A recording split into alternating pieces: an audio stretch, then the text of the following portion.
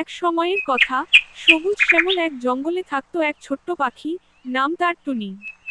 আহা, আজকের সকালটা কত সুন্দর, গাইতে গাইতে আকাশে উড়ে বেড়াবো। টুনি গাইতে গাইতে দূর নদীর ধারে চলে গেল। জলের মাঝে নিজের প্রতিবিম্ব দেখে হাসল। হি হি হি, আমিও কত সুন্দর দেখতে। হঠাৎ আকাশ কালো হয়ে গেল, শুরু হলো ঝড় বৃষ্টি। ওমা, এখন আমি কোথায় যাব?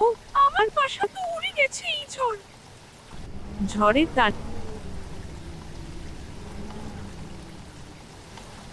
আমার কোনো ঘর রইল না, আমি একা হয়ে গেলাম। পরদিন সকালে সূর্যের আলোয় জঙ্গল আবার জেগে উঠল। টুনি দুর্বল গলায় বলল, হায়, যদি কেউ একটু সাহায্য করতো।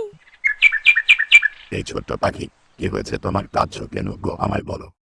আমার বাসা ভেঙে গেছে, ঝড়ে সব নষ্ট হয়ে গেল। চিন্তা করো না, আমি আছি তোমার সঙ্গে। আমরা মিলে নতুন বাসা বানাবো। তারপর দুজন মিলে ডালপালা, পাতা আর তুলো জোগাড় করলো।